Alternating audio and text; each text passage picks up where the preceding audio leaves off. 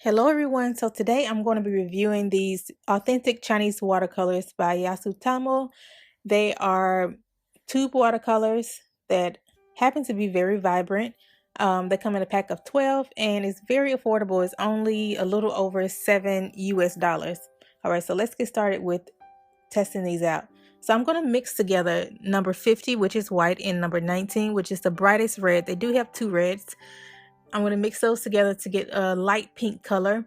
The thing that I do like about these so far is that they're in a plastic container. So, you know, when you buy those tube watercolors, it's sort of in that metal containers. If they dry up, they crack and the tube starts to crack. I've even had the tube crack on the bottom and the watercolors will come out of the bottom versus the top. But with these, I haven't had a problem with it at all.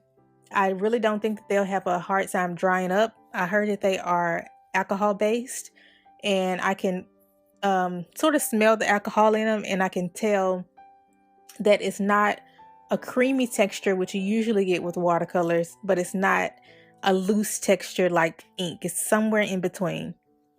Okay, so I'm going to use a wet to wet technique where I'm wetting my watercolor paper first. And with Chinese watercolors, a lot of watercolorists will use rice paper and will just put the watercolor straight onto the paper versus wetting it first. I'm just going to use my traditional watercolor paper that I always use to see how well it works on these papers versus my inks.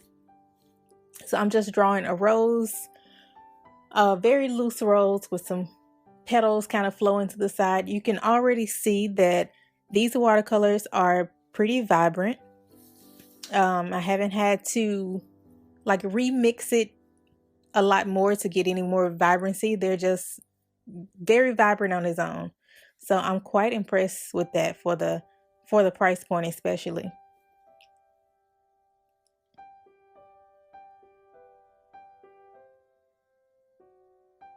And guys, I literally have like just a drop of this paint on the tip of my brush. So as you can see, you can get a lot out of one little tube of watercolor paint.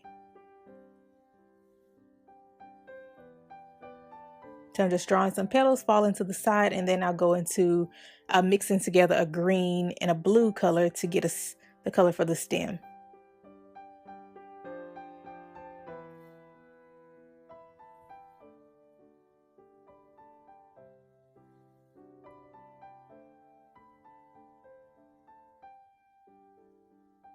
Okay, so I'm going to the stem.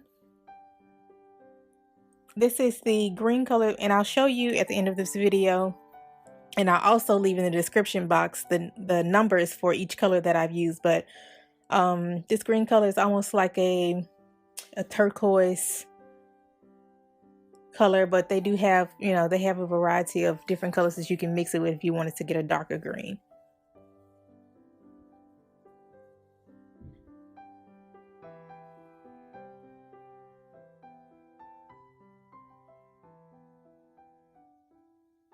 So the thing that I like so far is that it gives a very creamy texture. You know, it's not heavy at all. It's just a very light and creamy texture. I like that. And as you can see, it cleans off your brush very well. I literally just dipped my brush from all this pink in the water, and it's coming off very easy. So the next flower I'm going to do, I'm going to try to alternate between a wet to wet technique and just putting watercolors down on the dry paper just to see the different effects that it will give for different techniques of painting with watercolors.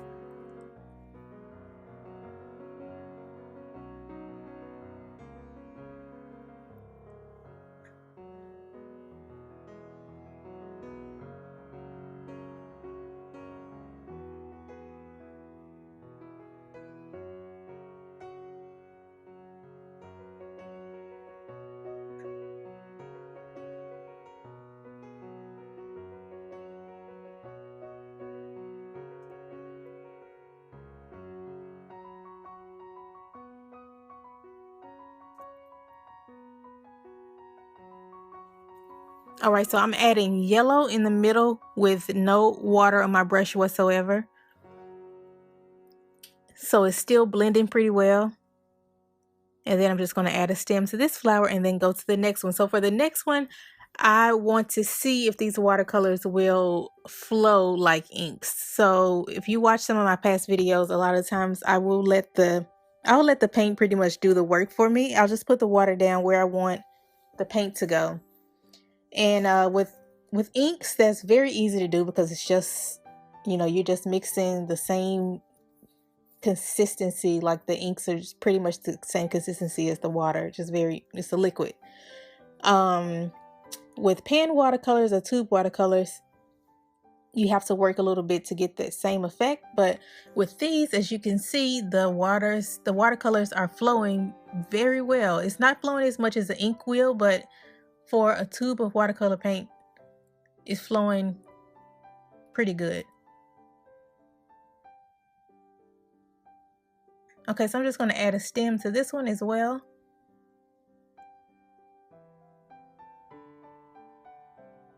And maybe a navy blue, and then we'll add some green to it.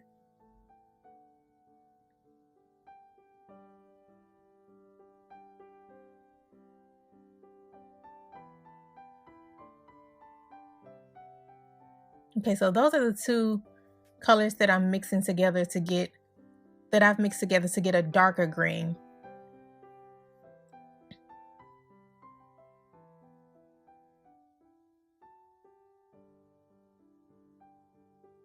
And maybe I will do a video just doing like just doing these watercolors on rice paper, or even doing these watercolors on watercolor paper without the wet to wet technique.